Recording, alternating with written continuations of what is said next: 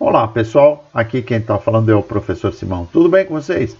Muito bom. Turma, hoje nós vamos à aula Fadiga de Material número 2. Tá? Faço uma recomendação aqui para vocês. Aqueles que não assistiram à aula Fadiga de Material 1, assistam antes dessa. Tá? Então dá um stop aí, volta para o canal, assiste a Fadiga de Material 1, depois essa aula Fadiga de Material 2. Tá bom?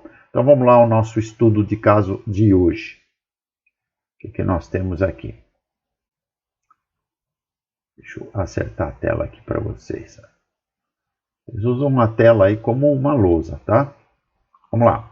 O motor elétrico aciona duas máquinas misturadoras de líquidos. Tá? Aqui o motor elétrico. Em dois tanques de armazenagem alimentícios, através da transmissão por correias e polias representadas no desenho. Então está aqui o motor elétrico. Tá? Tá aqui as saídas para os tanques, tá? Para os misturadores dos tanques, ok? Aqui está a transmissão, então, o sistema de transmissão por correia. 1, 2, 3, ok? O eixo de transmissão do motor elétrico trabalha em balanço. Esse eixo vermelhinho aqui, ó.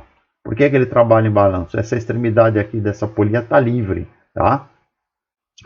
Esse eixo possui seção transversal circular cheia, ou seja, é um eixo redondo, não vazado. Tá? Ele tem diâmetro D e comprimento 60 centímetros. Ele foi fabricado a partir de uma liga à base de ferro, cujo limite de resistência à fadiga é de 360 megapascal. Ah, pessoal, mas como é que a gente sabe que o limite de resistência à fadiga é esse? Tá? Os materiais são testados em laboratórios de ensaios mecânicos. Existem máquinas específicas para ensaios de fadiga. Tá bom? Ok? Muito bem. Olha só. Vamos lá. O componente é submetido em sua extremidade livre a uma ação alternada cuja força atinge um valor máximo de 1.257 newtons. Está aqui, ó. Tá? Considerando um coeficiente de segurança 3 para esse serviço, verifique o diâmetro necessário do eixo à fadiga por flexão. Tá? Já vou explicar. Se o mesmo foi dimensionado pela resistência à torção, tendo sido projetado originalmente com um diâmetro de 50 milímetros. Então, qual a situação que nós temos?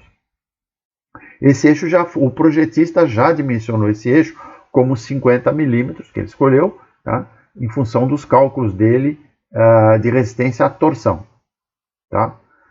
O que eu estou pedindo para vocês? Eu quero que vocês verifiquem se esse eixo resiste a essa flexão alternada, tá? Pelo fato da correia dele estar acionando esse sistema aqui, tá? Ele tem uma vibração aqui, olha. Esse eixo sofre uma vibração alternada aqui, ó, para cima e para baixo, tá? Ok? Tá? Eu quero que vocês verifiquem ele a fadiga. Ok? Eu queria anotar que muitas vezes essa questão de dimensionamento, a fadiga, tá? Parece um assunto escabroso, meio misterioso e tal. Tá? Na verdade, assim, não existe a teoria da fratura que considera a fadiga, tá? Lógico que ela recorre a estudos metalúrgicos, mecânicos, químicos, etc. Mas, fundamentalmente, as formulações matemáticas são obtidas experimentalmente, em laboratório. Tá? Então, são feitos cálculos estatísticos, utiliza-se a estatística inferencial, que são os métodos estatísticos associados à probabilidade, tá? Para se determinar as relações entre as tensões de fadiga e as demais tensões, tensão de ruptura, de escoamento, tá? Ok?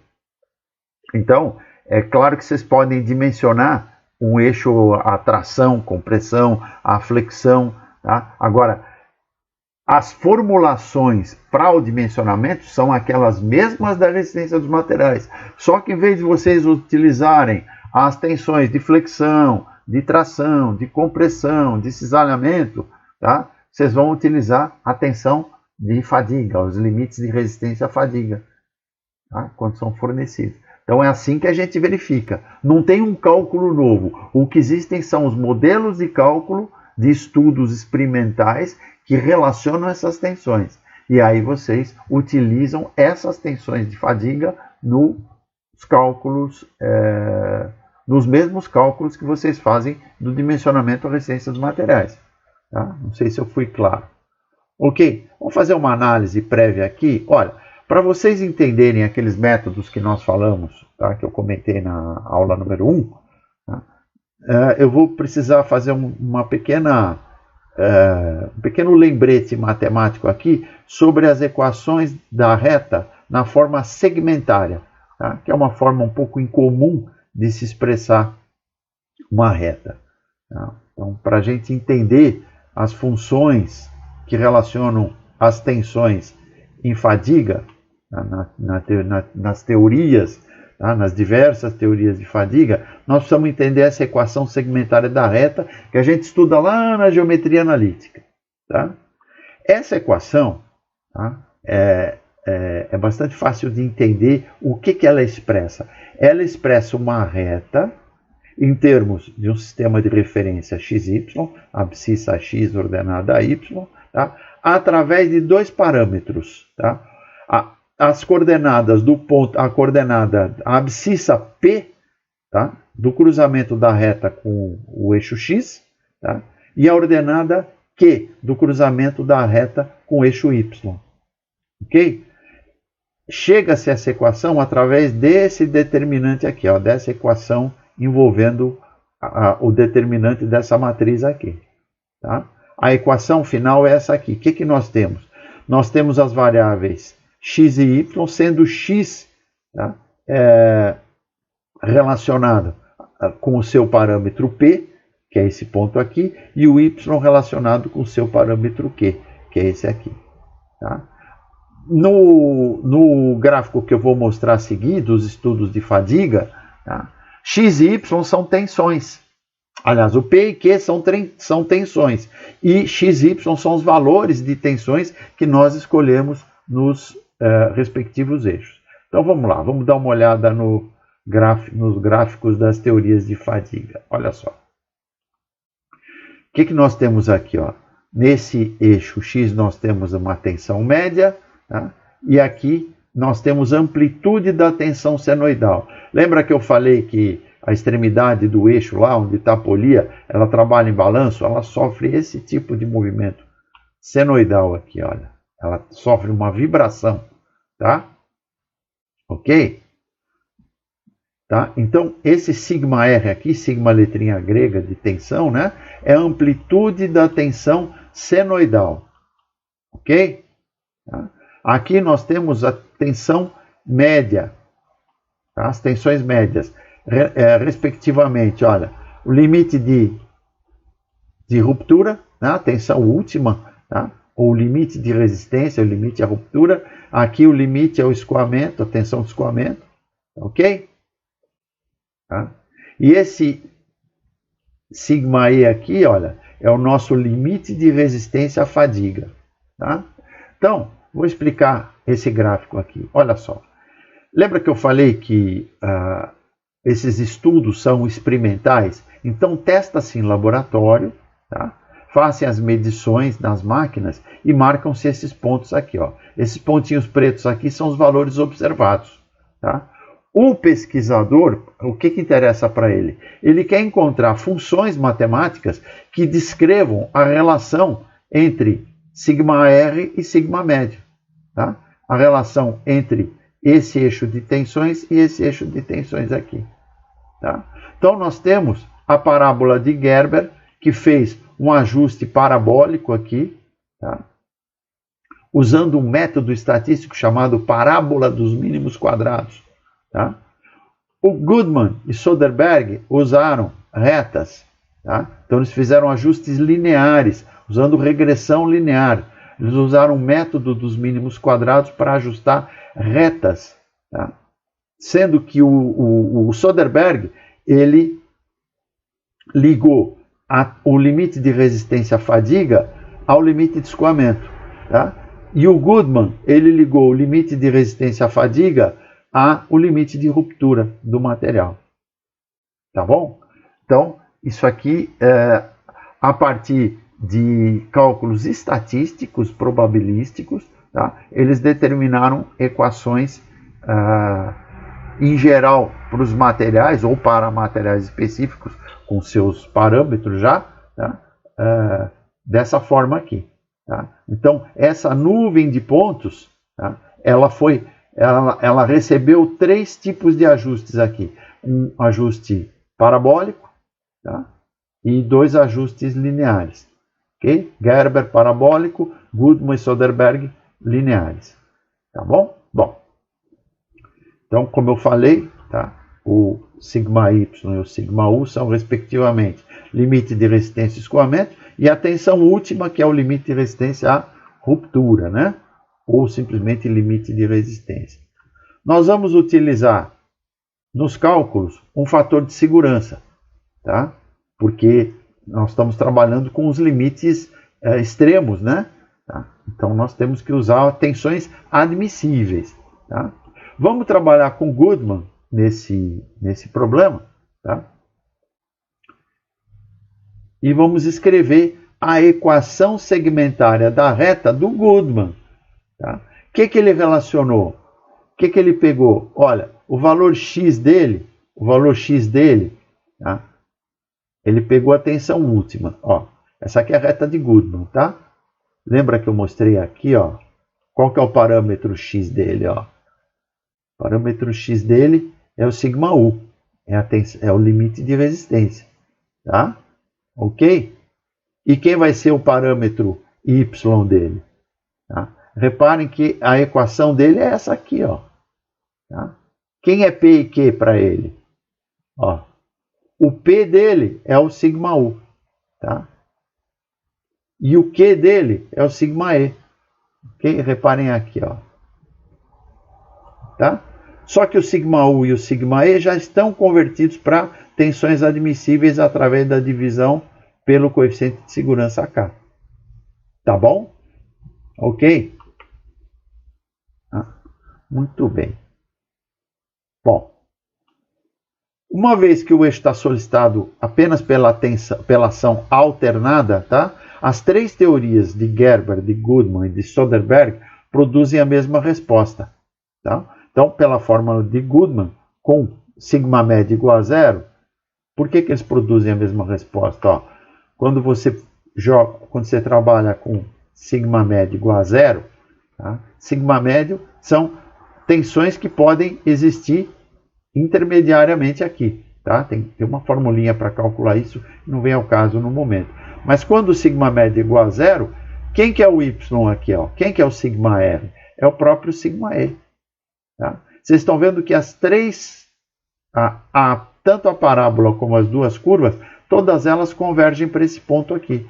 Tá? Por isso que eu escrevi aqui, que produzem a mesma resposta. Tá? Ora, se o sigma médio é igual a 0, 0 dividido por isso aqui vai dar 0. Tá? A gente não pode dividir por 0, mas 0 pode ser dividido por alguma coisa. Ok? Então a gente vai ficar só com esse pedaço aqui da fórmula. Tá? Que está expresso aqui. Ó. Tá bom, turma? Vocês estão vendo que não tem uma fórmula de fadiga. Eu vou entrar com a rotação, eu vou entrar com a força, Não, o que existe é uma relação entre as tensões. Tá bom? Tá? Bom, então a gente vai estabelecer que esse sigma R aqui, ó, vai ser a tensão admissível de projeto. Por quê? Porque nós já vamos pegar o limite de resistência à fadiga e dividir pelo coeficiente de segurança. Tá? Então vamos lá, vamos fazendo devagarinho para a gente entender direitinho. Vamos colocar aqui a solução. Aqui, ó. Vamos lá. Opa! Deixa eu ajustar a tela aqui, ó. Vamos aos dados, ó. O limite de resistência à fadiga, que vai ser o sigma E, foi dado lá como 360 megapascal, tá? Isso aqui é o que, ó? 360 vezes 10 a sexta Newton por metro por metro quadrado. Tá? Porque o megapascal, né? Mega vezes 10 a sexta, tá? Ok? Então, 360 milhões aqui, ó. Esse Newton por metro quadrado é o Pascal. Tá? Ok? Tá bom? O megapascal é Newton por milímetro quadrado. Tá? Mas nós vamos precisar trabalhar vou trabalhar no Sistema Internacional de Unidades. Tá? Então, nós vamos trabalhar com Newton e com metro, e, portanto, com metro quadrado. Por isso que nós vamos converter megapascal para pascal. Tá? 360, vamos multiplicar por 10 a sexta. Coeficiente de segurança K igual a 3. A carga alternada, a força medida, lá na ponta do eixo, ali na polia, né? Que está na extremidade livre, 1.257 newtons. Por que carga alternada? Lembra que eu falei que ela obedece uma senoide? Tá? O comprimento do eixo foi dado em centímetros, né? 60 centímetros. Também temos que converter para metros, 0,60 metros. Tá bom? Então vamos começar fazendo o cálculo da tensão admissível. Nós vamos pegar o limite de resistência e dividir pelo K. Tá? Limite de resistência a quê? A fadiga. Nós estamos trabalhando com fadiga agora. Tá bom? Deixa eu acordar a calculadora aqui. Ah, nem precisa. Ó, 360 por 3, tá? Vai dar 120. 360 o quê? Megapascal. Dividido por 3, 120 o quê? Megapascal. Tá? Mega vezes 10 a sexta. Então, 120 vezes 10 a sexta o quê? Newton por metro quadrado. Ou Pascal. Tá claro? Tá? Eu estou usando aqui com vocês, tá?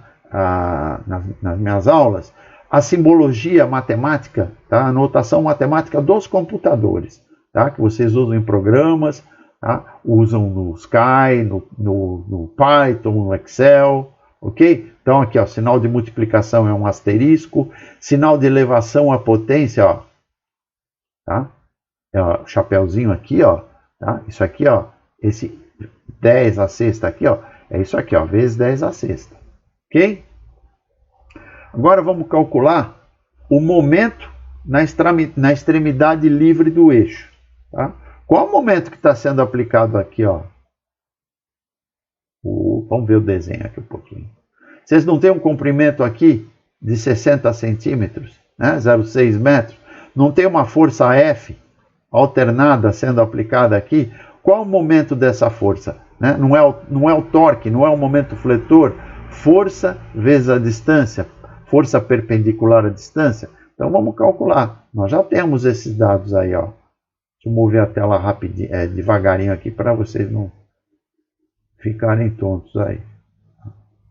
Então vamos calcular o momento na extremidade livre do eixo. Vai ser o quê? O momento vai ser a força F vezes a distância L. Ora, eu já tenho a força F aqui e tenho a distância L. Tá? Então, agora a gente vai precisar da maquininha. Tá? Essa aqui é a maquininha do Windows, tá, pessoal? Ela fica ali no menu no Windows 10, ela fica no menu iniciar. Todo Windows tem uma calculadora científica, toda a versão.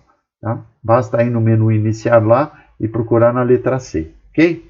Em outras versões, ela fica na pasta acessórios. Bom, vamos fazer 1.257 newtons vezes 0,60 metros, igual 754,2 o que, turma? Newton metro. Newton vezes metro. Força vezes distância. Alavanca.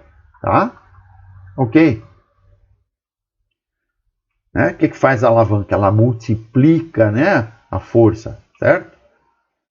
Tá? Agora nós vamos fazer o que o problema pediu. Nós vamos recalcular o diâmetro do eixo. Tá? Porque o projetista já tinha feito um projeto, sem considerar a tensão de fadiga, ele fez um projeto dimensionando a torção. A torção nada mais é do que a tensão de cisalhamento que ocorre, o cisalhamento, o esforço de cisalhamento que ocorre a você torcionar o eixo. Tá certo? Então ele dimensionou a torção usando a tensão de cisalhamento. Tá? Nós vamos verificar como ele está submetido àquela... Na extremidade tem aquela força que causa aquela carga dinamicamente alternada, Tá? Nós vamos verificar agora se o diâmetro de 50 milímetros que ele calculou lá, tá? Se é suficiente. Tá? Para quê? Para que o eixo resista a um número indefinido de ciclos alternados dessa força na sua extremidade. Então vejam que esses ciclos que eu estou falando agora não são as rotações do eixo, tá? São as ações, é o número de ações para cima e para baixo que a correia transmite para a polia e a polia transmite para o eixo. Tá? Esses são os ciclos que eu estou falando. Okay? Nós precisamos garantir que ele vai resistir à fadiga indefinidamente. Tá bom? Então vamos lá. Olha, nós temos que a tensão admissível à flexão é o momento fletor vezes uma distância que vai da linha neutra do eixo, ou seja, passa pelo centro do eixo, tá? Pelo centro do círculo, tá? Que passa essa linha neutra, ela coincide com o eixo de simetria horizontal do desenho, tá certo? E vai até a fibra mais externa do eixo, ou seja, até a periferia do eixo. Ora, qual é a variável que vai do centro até a periferia? É o raio, tá? Então nós vamos fazer o produto do momento pelo raio e dividir pelo momento de inércia. Momento de inércia de quem? Qual o momento de inércia? O momento de inércia de área, tá? Porque tem um momento de inércia de massa também, tá? Nós vamos utilizar aqui, nos interessa o momento de inércia de área de quem? Da seção transversal redonda. Já vou dar a fórmula para vocês, tá? A gente estuda tudo isso aí lá na resistência dos materiais, lá na mecânica técnica, tá? Mecânica dos sólidos. Então, qual é o papel do momento de inércia nos projetos? O momento de inércia é uma medida de resistência do corpo à rotação, no caso do eixo. Tá? Fazendo uma analogia com o movimento de translação, tá? Quem mede a resistência à translação, tá? Ao movimento linear, vamos dizer assim, é a massa. Então, a massa mede a inércia do corpo quando você tenta deslocá-lo linearmente. Então, quando você empurra o carro, o que você tem que vencer? Você tem que vencer a inércia do carro. Você tem que deslocar aquela massa. Tá? O momento de inércia é o equivalente para a rotação. Para você aplicar aquela rotação, você tem que vencer uma inércia de rotação. Por isso que as máquinas têm os volantes de inércia. Nós vamos estudar mais para frente. Tá bom? Dos nossos cursos aí de elementos de máquinas. Tá? O volante de inércia, o motor do carro, os motores em geral, tem um volante de inércia. Nós vamos estudar como é que dimensiona um volante de inércia, para que ele serve e tal. Bom, então está aqui a fórmula, tá? Da tensão admissível. Bom, na verdade essa aqui é a fórmula de uma tensão qualquer, só que o valor que nós vamos injetar aí é esse 120 vezes 10 à sexta, ou seja, é a tensão de fadiga dividido, tá? O limite de resistência à fadiga dividido pelo coeficiente de segurança. Por isso que a gente já está chamando de tensão admissível, ok? Bom, o momento de inércia é π, vejam que essa aqui é a notação computacional do π, né? Quem que era o π, né? Quem que é o π, né? Número racional, tá? Vou escrever aqui com 5 algarismos significativos, ó. 3,1416, tá? Arredondado para 5 algarismos significativos, 4 casas decimais. Esse é o π que a gente escreve no computador, no Excel, na calculadora, muitas vezes, tá? Depende da calculadora, vezes o diâmetro do eixo elevado à quarta potência dividido por 64. Essa é a fórmula do J, do momento de inércia da seção transversal redonda, tá? Cada tipo de seção, cada formato geométrico de seção transversal tem um determinado momento de inércia que a gente calcula, tá? Em mecânica dos sólidos. O raio, obviamente, é o diâmetro dividido por 2. Tá? Então, para que eu estou expressando J e R aqui? Para injetar no lugar desse R aqui, no lugar desse J aqui. Tá? E para que a gente precisa fazer isso, pessoal? Para a gente encontrar uma fórmula, tá? Para calcular o diâmetro do eixo que considere as variáveis que nós temos disponíveis no nosso projeto, tá? Naquele momento, ok? Então nós vamos substituir o J aqui nesse J da fórmula e o R aqui nesse R da fórmula. Tá? Então, substituindo o J aqui e o R aqui, né? No lugar desse R, aqui, nós vamos colocar quem? D sobre 2. Tá? E no lugar desse J aqui, nós vamos colocar quem? Π vezes D a quarta sobre 64, ó. No lugar desse cara aqui, ó. Vamos colocar a fórmula dele. Π vezes D a quarta sobre 64. Tá? Então, nós já temos, nós já conseguimos relacionar a tensão admissível que nós temos aqui. Nós colocamos estamos considerando o momento fletor que já temos aqui. Tá? O diâmetro é a nossa variável. Tá?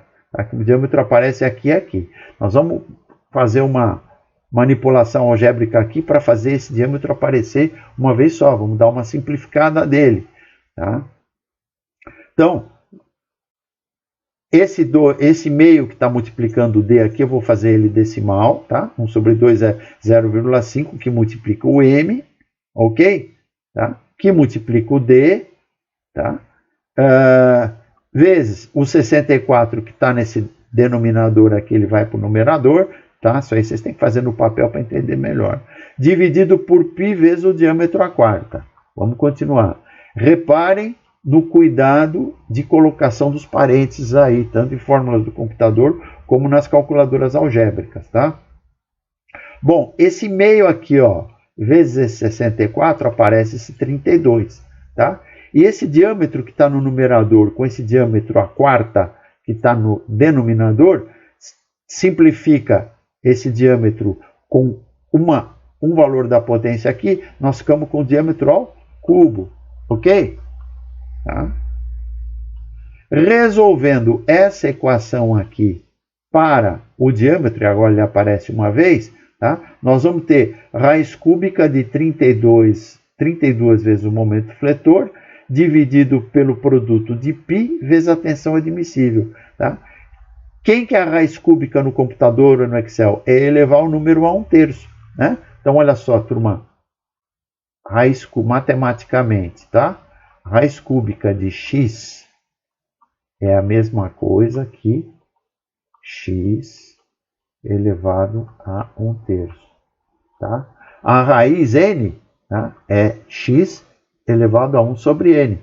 Tá? Extrair uma raiz é a mesma coisa que elevar o número, né, o radicando, a uma potência fracionária. Tá? Então é isso aqui que a gente faz no computador. Tá? Então quando vocês não têm, no caso da calculadora do Windows, vocês têm uma teclinha específica aqui, ó. Vocês virem aqui na segunda função, ó, second function aqui, ó, vocês vão encontrar, ó, tá vendo, ó, x ao cubo aqui, ó. Desculpa, raiz cúbica de x aqui, ó. Aqui em cima tem x ao cubo, inclusive. E aqui raiz cúbica de x, tá? Vou até apagar o cálculo anterior aqui. Ok, pessoal?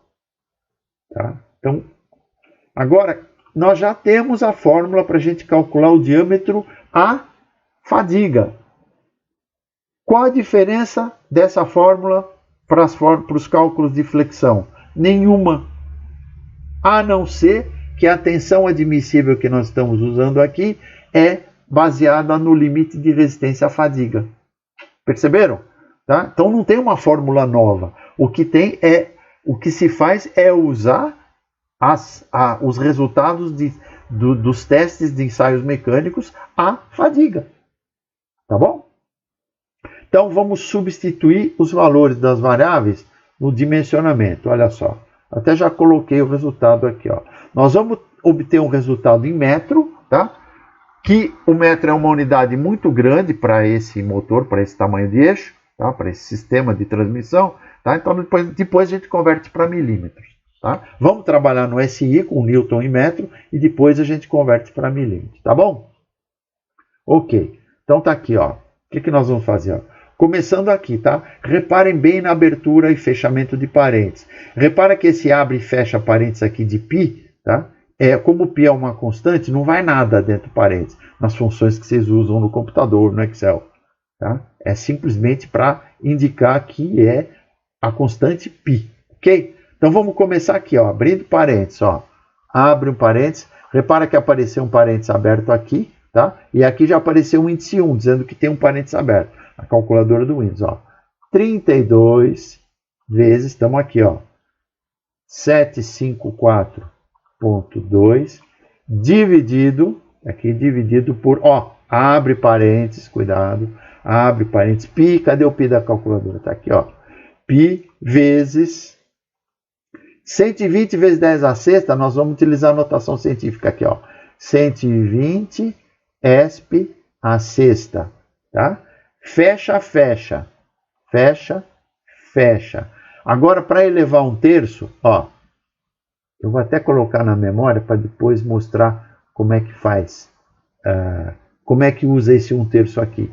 Se vocês estiverem usando a calculadora do Windows, vocês vêm aqui no segunda função e cliquem aqui, ó, no raiz cúbica, tá? Raiz cúbica, abram aí a calculadora que vocês vão ver, ó. Raiz cúbica, olha lá, ó, 0,040, tá? Em metros. Ok? O que nós vamos fazer? Nós vamos multiplicar por 1000. Ok? Para obter o quê? 40 milímetros. Tá? Então, nós vamos obter um resultado aqui de 40 milímetros. O que significa isso? Significa que para a resistência à fadiga, nós precisamos de um eixo. Tá? Para resistência a essa fadiga, essa fadiga que está sendo, esse esforço, tá? Que tende a causar fadiga, não é de tração, nem de compressão, nem de torção. É um esforço de flexão, porque ele está sendo movimentado para cima e para baixo. Por causa da correia, está causando uma vibração para cima e para baixo. Então, por isso que a gente está usando a flexão. Tá? Nós vamos resolver outro projeto mais para frente, em que a fadiga é causada por torção. E ela pode ser causada por tração também, depende do caso. Tá? A biela do pistão do motor, por exemplo, o pistão sobe e desce movido pelo eixo de manivelas, pelo eixo de câmbio. Tá? Então, a tendência ali é a fadiga por tração e compressão, porque quando o câmbio puxa a biela para baixo, ele está tracionando o pistão, ok? E quando o eixo de manivela empurra o pistão para cima, ele está comprimindo a biela, tá? Então, ali a tendência, o movimento alternado, ou para cima e para baixo, causa esforço de tração e compressão alternado na biela do pistão. Não é o caso aqui. Aqui nós temos flexão. Vocês percebem que vocês têm que utilizar a formulação da resistência dos materiais correspondente ao esforço que está sendo causado. Tá? E aí utilizar o limite de resistência à fadiga no cálculo. Tá bom? Muito bem. Então chegamos aos 40 milímetros. Agora eu vou recuperar esse cálculo aqui antes de extrair a raiz cúbica para mostrar para vocês como é que extrai a raiz cúbica elevando a um terço. Ó. Lembra que eu falei que estava na memória? Eu guardei na memória todo esse cálculo aqui. Ó. Tá? Cadê a memória? Vou recuperar o valor da memória. Tinha dado isso aqui. Ó. Tá? 6,4 aproximadamente, vezes 10 a menos 5. Okay? Aí o que nós fizemos? Nós viemos aqui e extraímos a raiz cúbica. Deu 0,04. Tá? Vamos supor que eu não tenho raiz cúbica na minha calculadora, ou eu estou fazendo o programa no computador. Eu vou levar um terço. Tá? Então, o que eu vou fazer? Ó? Eu vou pegar esse valor aqui e fazer ó, x a y, abre parênteses, 3, inverte, fecha parênteses, igual. Olha lá, 0,04. Vocês elevaram a um terço, usando a função inversa aqui. Ó. Tá bom, pessoal? Tá? Então, olha só. O diâmetro que a gente calculou a fadiga de 40 milímetros, tá? É menor do que os 50 milímetros que o projetista dimensionou a torção.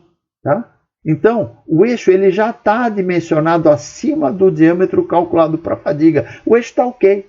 Tá? Então, não só ele está bem dimensionado a torção lá pelo projetista, né, que é um cara competente e fez o cálculo bacaninha, tá? Como a gente verificou esse eixo aí, dadas as características de fadiga desse material, a gente calculou que ele também vai resistir a um número de ciclos indefinido, tá? À fadiga. Tá bom, turma?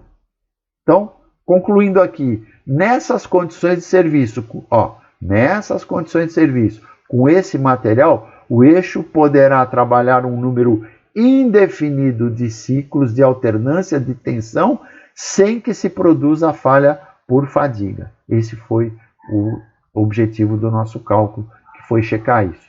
Tá bom, pessoal? Então, turma, por hoje é só, tá? Eu convido vocês a se inscreverem aí no canal, tá? Se inscrevendo no canal, acione o sininho para receber as notificações de novas mensagens. Quem gostou da aula, quem gostou do vídeo, dê o seu like aí que ajuda a impulsionar o canal, tá bom? Para falar comigo, tá aqui o meu e-mail, tá?